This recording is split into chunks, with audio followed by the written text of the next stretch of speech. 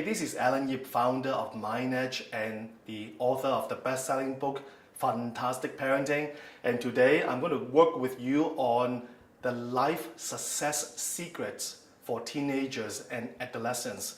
Now, this is a mini-series in which we're going to explore based on the discipline of gender science. That means how boys and girls learn differently. We want to understand what's going on in the mind of adolescents and teenagers. But first of all, when we look at teenagers, we need to really do a better job understanding them, because that is the number one desire that adolescents and teenagers have. What do they want?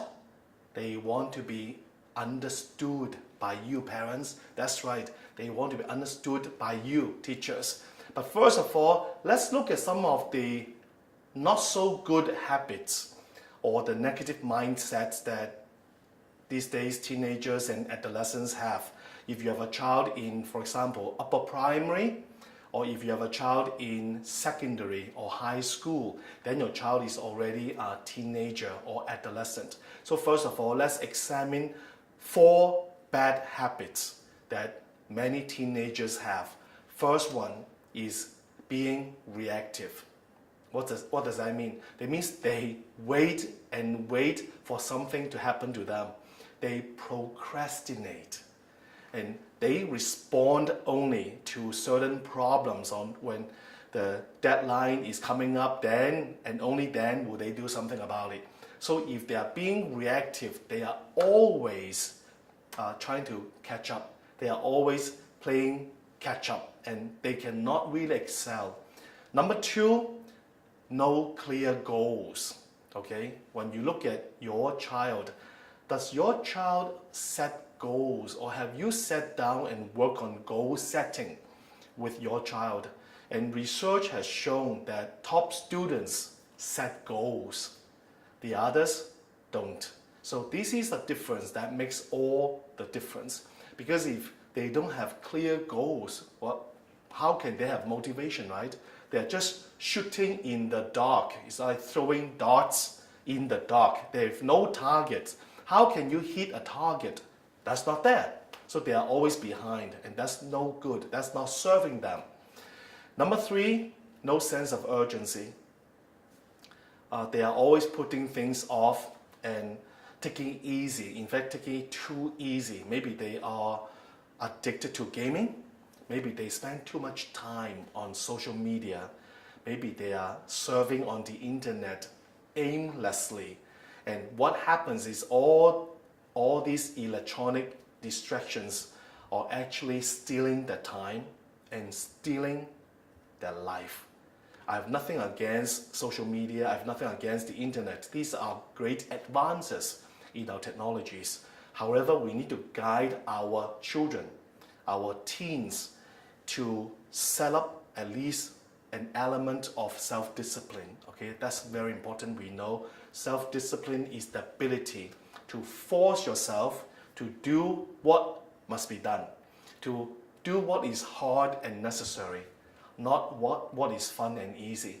And the last enemy, the last monster is fears and self-doubts. That's right. Because if you're not careful, or if they are not careful, they let that small monster of fears and self-doubt grow to be a very powerful opponent. And in moving forward, they don't believe in themselves. And before they do something, they will ask, what if I fail? What if I can't do it? If they must ask the question, what if, help them change the question, what if I succeed? What if I get good grades? What if I get into this top university of my choice? So these are really the bad habits that many students have these days. And now, well, I don't want you to get all depressed. I want you to have some tips. These are winning tips that you, if you are a teenager tuning in, wow, great, welcome, okay? And I want you to just please share with other people and parents. Work with your children to cultivate these habits. Number 1, be glad you are you. And if you look at the advertisements, the commercials, they promote perfect body, perfect skin, and perfect hairdo and things like that. Come on, come on. You don't need these things to be happy. You don't need these things to be believing in yourself. What is really important is if you look at the world population today, well, we have over 7 billion people. Now, would you find another human being that is identical to you, just like you? No. Then what does that mean? It means you are unique. And because you are unique, you have your strong points. And focus on your strong points. Give yourself a chance to shine. Really, that's important, okay? We live in a negative world. You don't need to be bombarded by negative judgment or criticism. Come on, live your own life. Be glad you are you, as is right now. And number 2, I don't know how well you are doing in school. And if you have been doing well, congratulations. I think then the game for you is to cut your study time. You've got to really set a goal to cut your study time by 30 to 50%. At MindEdge, we've been training thousands and thousands of students to cut their study time by 30 to 50%. Refer to my another mini-series on Study Smart, Not More. And in the series, I really share a lot of powerful tips on how you can study more effectively, more efficiently. So go to that series. But for now, I want to highlight to you one thing. No matter how important the exams are, they are never a true indicator of your future success. Okay? I want you to get that. No matter how important these exams are, they are not a measurement of your self-worth. You are a worthwhile person. You've got to believe in that. Come on. True winning doesn't mean straight A's. True winning means you do your very best every time. Okay, so if you do your very best every time, there's no regret. Just do your very best every time. I assure you, I guarantee you, you will have a bright future and a great destiny. I talk about my own humble beginning in my book. I used to fail in school. I used to struggle. But hey, you know what? I did very well in my American university, and I graduated in 3 years with 3 majors with the highest distinction, summa cum laude. So I know something about getting straight A's. But you don't need that perfection in order to be a worthwhile person. Now, number 3, you've got to believe in yourself, even when nobody does. Because this is the deal. If you don't believe in yourself, why should other people believe in you? Every day you're always wearing a label, a price tag. Well, what kind of person are you? If you believe in yourself, you increase your value, right? And other people have confidence in you. And when you believe in yourself, you have a better chance of getting that scholarship that you desire. You have a better chance of getting that job that you deserve. You have a better chance of getting the promotion that you want. So that is important. Give yourself a chance, okay? And believe in yourself. Number 4, I would strongly recommend that you really pay attention to your strong points, to your talents, to your inner strengths. Ask yourself, what is something that you would love to do day in and day out, and that would help you make a comfortable or great living? Something comes to you more easily. There are certain things that come to you more naturally. Or when you learn something, you can learn it really fast. Or in my case, I love learning. I love sharing. I really do. I love to inspire and instruct. So every day, I learn and study for 2 hours. And as I'm doing that, you know what? Time just flies by. And I said, what? My gosh, it's already dinner time. So I know this is something that is my cup of tea. What is your cup of tea? The sooner you uncover your passion, you uncover your cup of tea, the sooner you'll be more successful, the sooner you'll be more fulfilled. So that is a very important point, because there are so many teenagers these days in search of their identity, in search of acceptance and approval by others. You know what? You've got to be true to yourself. because I made many mistakes before, and even during my MBA program, I look at my buddies, my good friends, and they went to finance major because they said, hey, all the smart MBA study finance. So I said, okay, and I don't want to look dumb, right? I don't want to look stupid. I study finance, and you know what? Finance is not my cup of tea. Yeah, I got my MBA in finance, okay, from a top school in America, but I don't use it. So it is not really something that I would have chosen. I would have chosen something maybe of a softer nature, a soft skill like marketing perhaps. So you've got to be true to yourself. Next, you've got to set goals. Come on, if you don't have goals, I'm talking about clear and written goals, you are already behind. Come on, today.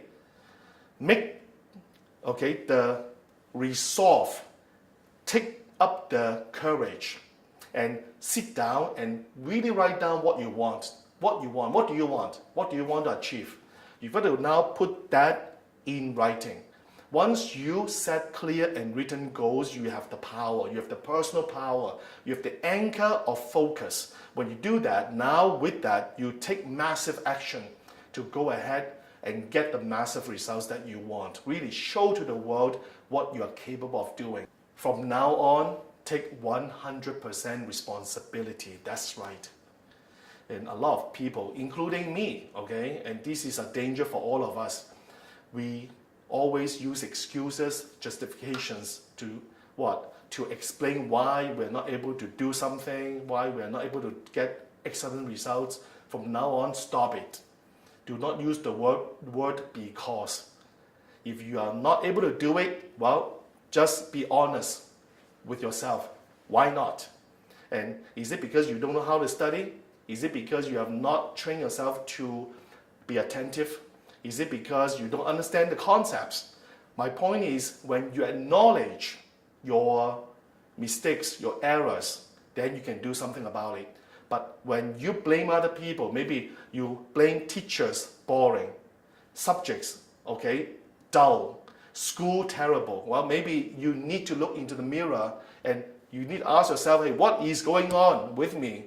Maybe what is wrong with me? I need to do something about that. And then look for the good things in you. Okay? Because when you do that, you are now improving from inside out, not outside in. When you take charge of your life, you put your hands on the steering wheel of your life. That's powerful because you have control over your life. You have control over your emotions. You have control over your mind. Come on. So do something about that. And I think lastly, show appreciation, show gratitude. That's right. And it begins with you. And learn to accept yourself, learn to like yourself, learn to even love yourself as is. Yep, your parents have the best intent and maybe they don't know how to deliver or communicate their love to you. And I really would like to recommend that you give them a chance too, as you are giving yourself a chance. Show appreciation to your parents. Come on, they have done a lot for you. And I don't know what your situation is, but I think it's really important to show them appreciation and gratitude, because in the process, this is like a boomerang. It comes back to you. If they have done something wrong, well, forgive them. Because when you forgive them, you actually forgive yourself. You free yourself. So here are the winning tips that you can use immediately. I'm excited about sharing these tips with you, and I know they will serve you well. So go ahead, please, try them out and get the results that you want, okay? And achieve the breakthrough that you desire, because this is your moment. This is your time to shine through, okay? And with that, I'm Alan Yip, founder of MindEdge and author of the best-selling book, Fantastic Parenting. Share the message and share the video with other people you care about, please, so that they too can improve and live an extraordinary quality of life. And until we meet, live with passion and love without condition.